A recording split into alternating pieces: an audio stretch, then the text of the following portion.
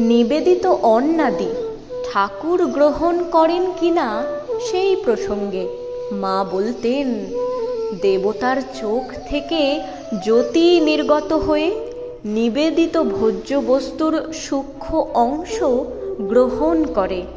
তার অমৃত স্পর্শে ভোজ্য বস্তু আবার পরিপূর্ণ হয়ে যায় বলে কমে না।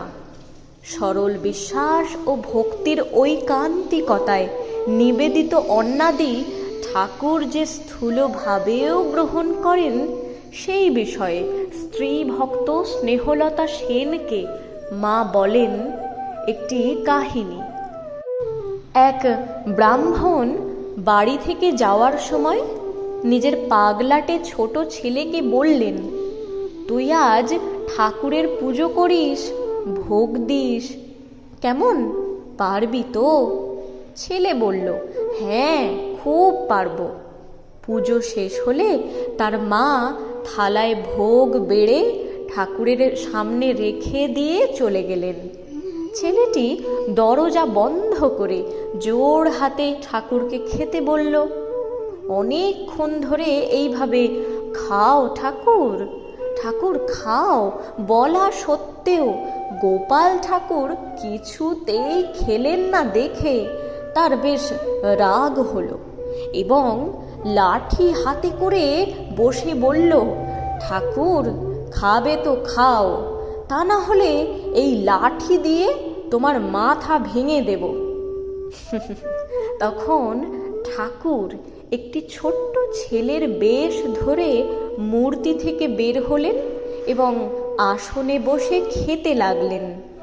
সমস্ত ভোগ নিঃশেষে ভোজন করে বললেন, আমি যে খেয়েছি কাকেও বলিসনি, বললে ভালো হবে না, বলেই মূর্তির মধ্যে মিলিয়ে গেলেন। দরজা খুলতেই মা প্রশ্ন করলেন, কিরে, ঠাকুরকে খাইয়েছিস? ছেলে উত্তর করল, এবার আমাকে খেতে দাও। ব্রাহ্মণী দেখলেন থালায় কিছুই অবশিষ্ট নেই। পাগল ছেলে ঠাকুর ঘরে বসেই ঠাকুরের ভোগ খেয়েছে এই মনে করে তিনি বেশ ভয় পেলেন এবং খানিক পরে ব্রাহ্মণ বাড়ি আসতেই সেই কথা বলে দিলেন। ব্রাহ্মণ ছেলেকে জিজ্ঞেস করলেন, তুই ঠাকুরকে ভোগ দিয়েছিস, ঠাকুরকে খাইয়েছিস? ছেলে বলল, হ্যাঁ, খুব ভালো করে খাইয়েছি। ধমক দিয়ে ব্রাহ্মণ বললেন, ঠাকুরকে খাইয়েছিস নাকি নিজে খেয়েছিস?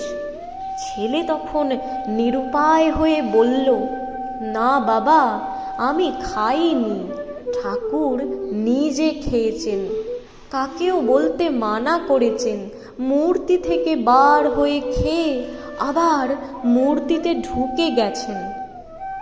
এই কথা বলা মাত্রই রক্ত বমি করে ছেলেটি মারা গেল। ব্রাহ্মণ ঠাকুরের কাছে পড়ে, আমার একমাত্র ছেলেটিকে নিলে ঠাকুর বলে অনেক কান্না কাটি করলেন, কিন্তু কোনো ফল হলো না। ভগবান যখন আসেন তখন শিশু আর গরিবের ভিতর দিয়েই আসেন। জয় মা। এই তথ্য পেলাম অরিন্দম চক্রবর্তী মহাশয়ের থেকে।